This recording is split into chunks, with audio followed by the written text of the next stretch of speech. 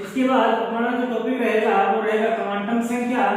तो देखो क्वांटम संख्या की बात करूं तो देखो क्वांटम संख्याएं जो है ना वो इलेक्ट्रॉनिक विन्यास को भरने के लिए दी गई थी। देखो क्वांटम संख्या की बात करूं, क्वांटम संख्या की, तो ये जो क्वांटम संख्या है ये इलेक्ट्रॉनिक जो विन्यास है उसको भरने के लिए दी गई थी।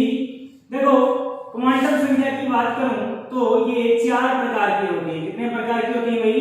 4 प्रकार की होते हैं। देखो पहली जो है वो है मुख्य क्वांटम संख्या। कौन सी संख्या? मुख्य क्वांटम संख्या, जिसको अपन किससे लिखते हैं भाई? n से लिखते हैं। ये जो मुख्य क्वांटम संख्या है ये किसको दर्शाती है? तो बताओगे कक्षावय कोष को दर्शाती है। किसको दर्शाती है? कक्षावय कोष को क्या करती हैं? ये दर्शाती हैं। ठीक है, यानी कक्षावय कोष को दर्शाती हैं। कौन दर्शाती हैं? मुख्य क्वांटम संख्या। ठीक है, उसके बाद देखो n का मान की बात करें तो जैसे 2p है, 3s है, 4p है, 3d है, इसके अंदर जो नंबर है ना 2 है, 3 है, 4 है, 3 है, ये किसके मान होते हैं?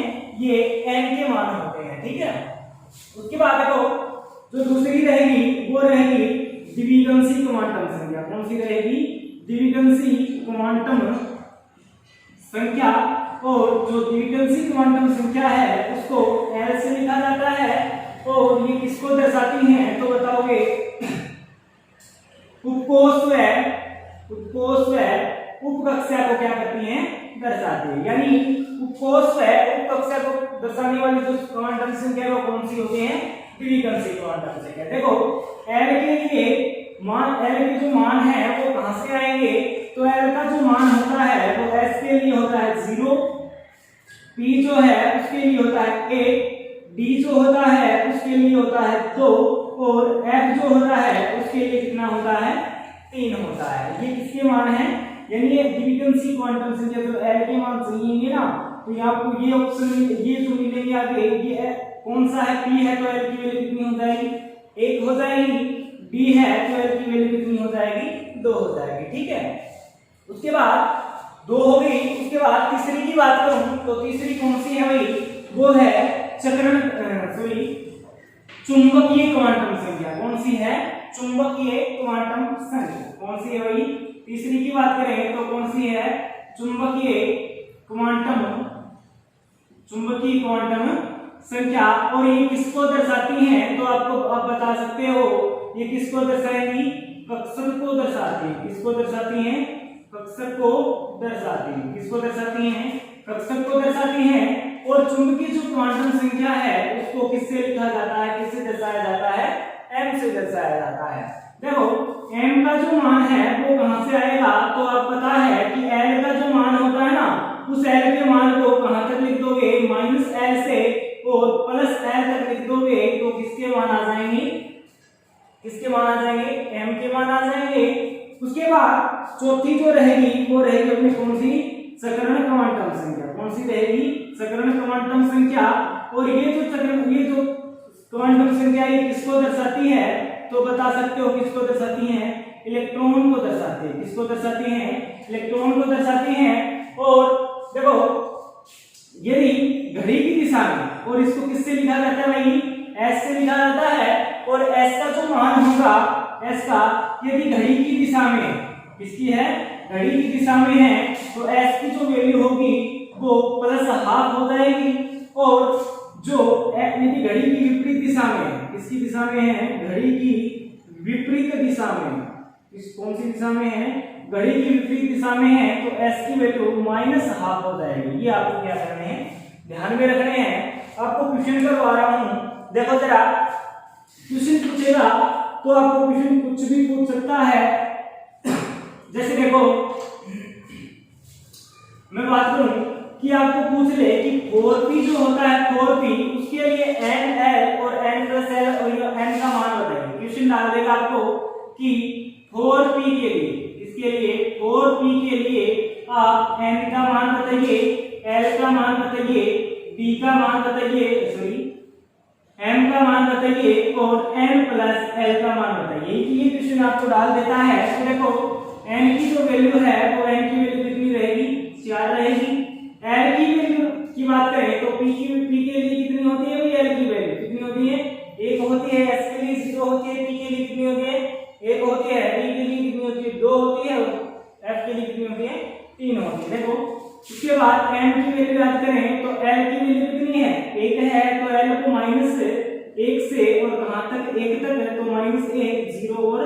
ये किसकी वैल्यू है, m की वैल्यू। उसके बाद आपको n प्लस l की वैल्यू पूछेगा तो आप 4 को एक ऐड कर दोगे, कितनी आ जाएगी, 5 आ जाएगी। ऐसे क्वेश्चन पूछता है। उसके बाद अभी क्वेश्चन की बात करूं तो आप पूछ सकते हैं 3D के लिए। 3D के लिए आपको n की वैल्यू, n का मान बताइए, l का मान बताइए और n प्लस l का मान बताइए और m का मान बताइए। ये भी आपको क्वेश्चन पूछ सकता है। तो देखो m की वैल्यू की बात करें तो कितनी है भाई, 3 है। उसके बाद l की वैल्यू की बात करें तो l की वैल्यू d के लिए कितनी होती है भाई, 2 होती है। कितनी होती है, 2 होती है। कितनी होती है भाई, 2 होती है। m की बात करें तो l का माइनस l से प्लस l माइनस 2 माइनस 1 0 1 और 2, ये किसकी वैल्यू है, m की वैल्यू है। और n प्लस l की वैल्यू को ऐड कर दोगे n प्लस l, तो n की वैल्यू कितनी है, 3 है और प्लस में l की वैल्यू 2 है, तो कितनी आ जाएगी, 5 आ जाएगी। क्या आ जाएगी, 5 आ जाएगी। उसके बाद ये तो क्वांटम संख्या है, ऐसे क्वेश्चन आपको डाल सकता है। अब देखो ये जो क्वांटम संख्याएं थी इसके 3 नियम है। कितने नियम है भाई, ये जो क्वांटम संख्याएं हैं, क्वांटम संख्या इस क्वांटम संख्या कितने नियम है, 3 नियम है। कितने नियम है भाई, 3 नियम है। देखो पहला जो नियम रहेगा वो रहेगा n प्लस l का नियम। किसका नियम रहेगा भाई, n प्लस l का नियम रहेगा। और ये n प्लस l का नियम क्या कहता है, ये n प्लस l का नियम ये कहता है कि इलेक्ट्रॉन को भरेंगे ना तब कहां पे भरेंगे, निम्न ऊर्जा से उच्च ऊर्जा की ओर, निम्न ऊर्जा से उच्च ऊर्जा की ओर क्या करते हैं, इलेक्ट्रॉनों को भरते हैं। क्या करते हैं, इलेक्ट्रॉनों को भरते हैं। देखो n प्लस l के नियम के अनुसार, n प्लस l के नियम के अनुसार की बात करें तो देखो ये n प्लस l का नियम है ना, इसके जो इलेक्ट्रॉनिक विन्यास भरा जाता है ना वो n प्लस l के नियम के अनुसार ही भरा जाता है। तो देखो फिर बात करूं 4s और 3d, आपको पूछ सकता है कि 4s और 3d में सबसे पहले और कौन आएगा। तो देखो ये जो भरना पड़ेगा ये किस नियम के अनुसार भरना पड़ेगा, आपको n प्लस l के नियम से भरना पड़ेगा। तो देखो इसके लिए n की वैल्यू 4 होती है, इसके लिए कितनी होती है, 3 होती है। इसके लिए l की वैल्यू 0 और इसके लिए l की वैल्यू कितनी होती है, 2 होती है। n प्लस l की वैल्यू का मान इसके लिए 4 है और इसके लिए n प्लस l की वैल्यू का मान कितना है, 5। यानी n प्लस l का नियम क्या कहता है कि इलेक्ट्रॉन पहले कम ऊर्जा वाले में भरेंगे, यानी कम ऊर्जा। तो n प्लस l का नियम ये कहता है कि पहले इलेक्ट्रॉन उसी में जाएगा जिसके अंदर n प्लस l की जो मान है वो क्या रहेगा, कम रहेगा। क्या रहेगा, कम। तो कम किसमें है भाई, n प्लस l 4s में है। तो सबसे पहले किसको भरेंगे, 4s को भरेंगे, उसके बाद में किसको भरेंगे, 3d को भरेंगे। ठीक है, देखो यहां तो n प्लस l का मान क्या आ गया, समान आ गया। क्या आ गया, समान आ गया।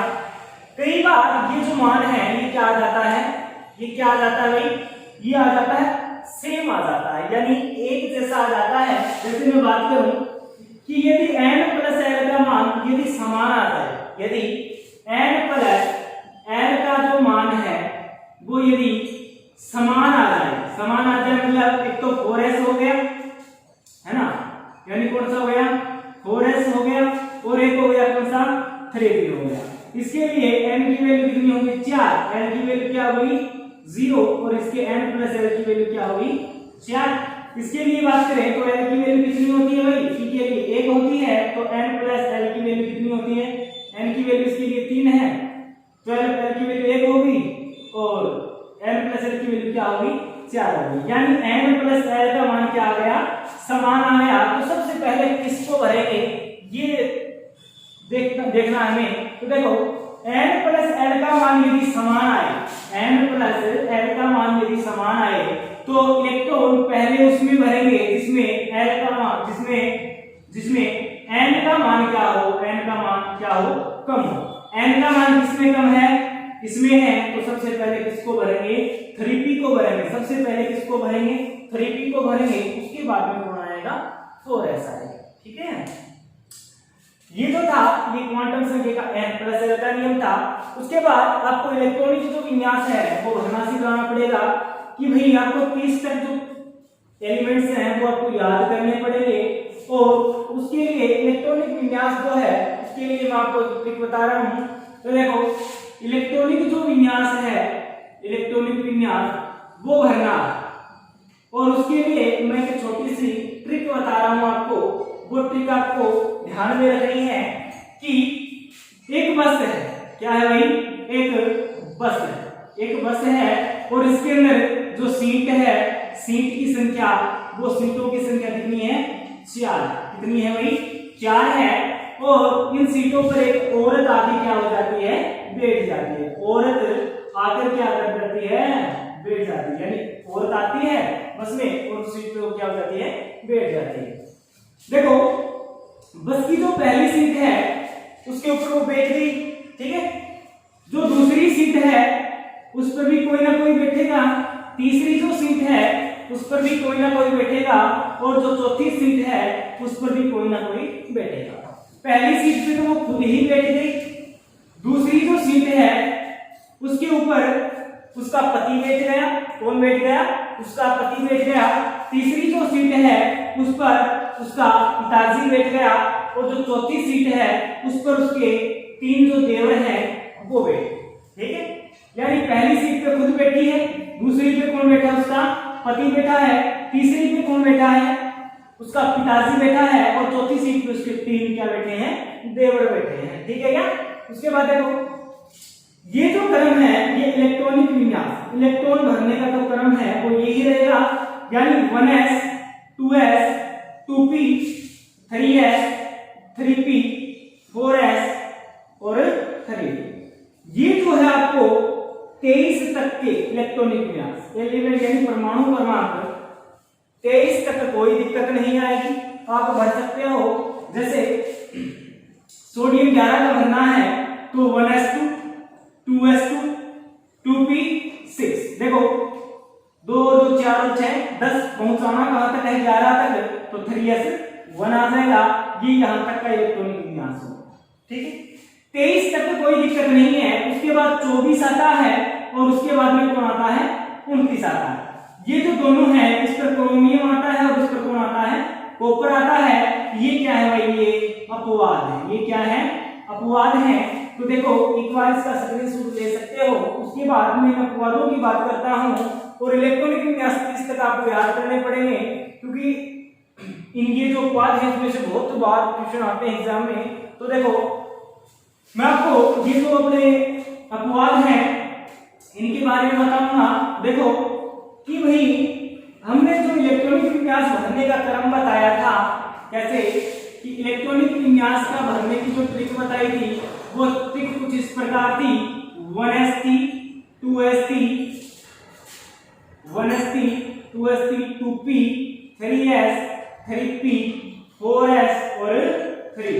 यानी ये जो थी अपनी वो क्या थी, अपनी ट्रिक थी।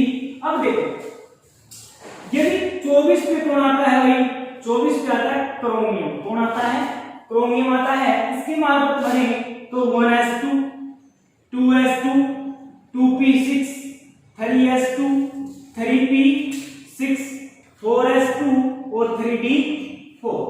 ये जो है ये किसका इलेक्ट्रॉनिक विन्यास होता है, क्रोमियम का इलेक्ट्रॉनिक विन्यास होता है। लेकिन ये जो इलेक्ट्रॉनिक विन्यास है ये स्थायी नहीं होता है। ये क्या नहीं होता है, स्थायी नहीं होता है। अब देखो एक बार मैं 29 का बताता हूं। देखो कॉपर आ गया, 29 पे कौन आ गया, कॉपर आ गया। उसका भी इसी तरह लिखेंगे 1s2 2s2 2p6 3s2 3p6 4s2 और 3p9। देखो ये किसका है, ये है कॉपर का। ये भी स्थायी नहीं होता है। क्यों नहीं होता कि देखो डी की बात करें, डी तो यदि डी के अंदर 5 इलेक्ट्रॉन है तो इसे बोलते हैं अर्धपूरित विन्यास। कौन सा, अर्धपूरित विन्यास कहा जाता है। और ये क्या होता है, ये स्थायी होता है। ये क्या होता है, स्थायी होता है। और डी की बात करें, यदि डी के अंदर 10 इलेक्ट्रॉन है तो इसे बोलते हैं पूरित विन्यास। क्या कहा जाता है भाई, पूरित विन्यास कहा जाता है। और ये भी क्या होता है भाई, स्थायी होता है। क्या होता है, स्थायी होता है। अब देखो ये ऊपर तो बैठा है S, कौन बैठा है, 4s, और इसके पास कितने इलेक्ट्रॉन हैं, 2 इलेक्ट्रॉन हैं। और ये नीचे कौन है, ये है 3d और इसके पास कितने हैं 9। ठीक है, ये क्या करेगा, देखो ये s जो है इसके पास 2 इलेक्ट्रॉन है ना, एक यहाँ पे आ गया 3d और आ गया इलेक्ट्रॉन है 3d 9। ये एक इलेक्ट्रॉन तो इसको दे देगा, कॉपर वाला क्रोमियम वाला है ना ये है, कि एक इसको दे देगा तो इसके पास कितने हो जाएंगे 5 हो जाएंगे, यानी इसके पास कितने हो जाएंगे 5 और इसके पास कितना हो जाएगा 1 बच जाएगा। तो देखो ये क्या हो जाएगा स्थायी हो जाएगा, और ये इसको दे देगा तो ये हो जाएगा D10 और ये क्या हो जाएगा 4s1, तो ये क्या हो जाएगा स्थायी हो जाएगा। क्या हो जाएगा स्थायी। तो आपको क्वेश्चन एग्जाम में मिलेगा कि यदि क्रोमियम का है वो इलेक्ट्रॉनिक नियमन में से है, या 3 ऑप्शन गलत देगा आपको, चौथा ऑप्शन ये देगा कि क्रोमियम जो है उसका इलेक्ट्रॉनिक विन्यास क्या है, तो बताओगे 4s1 3d5। ये किसका है, ये क्रोमियम का है, क्योंकि इसके s के पास 2 थे ना और यहाँ पे 4 थे, ये एक इसको दे देगा तो कितना बन जाएगा 4s1 3d5 बन जाएगा, और 4s1 3d5 है तो ये क्या हो जाएगा स्थायी हो जाएगा। इसी प्रकार ये कॉपर है, इसके पास कितने हैं 4s2 3d9 है, ये इसको देगा तो ये हो जाएगा 4s1 3d10, ये क्या हो जाएगा स्थायी हो जाएगा। तो ये 2 अपवाद थे, ये आपको ध्यान में रखने हैं कि इसका इलेक्ट्रॉनिक विन्यास क्या होता है। ठीक है, उसके बाद अपना जो दूसरा नियम है वो कौन सा है भाई, वो है हुंड का नियम। किसका नियम है भाई, हुंड का नियम। देखो हुंड के नियम की बात करो, किसके नियम की बात करूं, हुंड के नियम की बात करूं तो हुंड के नियम की बात करूं तो हुंड का नियम क्या कहता है भाई, देखो हुंड का नियम ये कहता है, ये नियम क्या है उपकोष है, ये क्या है उपकोष, क्या है भाई ये उपकोष है। इस उपकोष के अंदर और यदि एक से अधिक कक्षक है, क्या है एक से अधिक कक्षक है, तो एक से अधिक कक्षक हो गए ना तो इलेक्ट्रॉन जो भरेंगे वो कैसे भरेंगे। देखो जैसे मैं बात करूं 1s2 2s2 2p4, देखो यानी इलेक्ट्रॉन भरना है तो s के अंदर कक्षक कितने होते हैं, तो सॉरी s के अंदर कितना होता है 1, p के अंदर कितने होते हैं 3 होते हैं। तो देखो इसके हुंड का नियम क्या कहता है कि s के अंदर 2 हैं तो 2 भर दिए, इसके अंदर 2 हैं 2 भर दिए, लेकिन अब ये क्या कहता है 2p क्या है 4 है, क्या है 2p4 है। तो देखो ऐसे नहीं भरना इसको, यानी 4 हो गए, ये क्या है गलत है, ये क्या है गलत है। यानी हुंड का नियम ये कहेगा कि उपकोष के अंदर यदि 1 से अधिक कक्षक है, उपकोष के अंदर यदि 1 से अधिक कक्षक है तो पहले एक बार आप एक एक करके क्या भरना है इलेक्ट्रॉन भरना है, क्या करना है एक एक करके इलेक्ट्रॉन भरना है। पहले डबलिंग नहीं करनी, पहले सभी में एक एक भर के उसके बाद डबलिंग करनी है, यानी कितना है। अब देखो ये 4 है, 1 2 और 3 आ गया और ये क्या आ गया 4, ये ऐसे भरना है। ठीक है, यानी कहने का मतलब ये है डबलिंग पहले नहीं करनी, पहले एक एक यानी 1 से अधिक कक्षक है, 1 से अधिक कक्षक हो गए ना, तो 1 से अधिक कक्षक हो गए तो डबलिंग पहले नहीं करनी, सभी में पहले एक एक भरना पड़ेगा, उसके बाद डबलिंग होती है तो करो।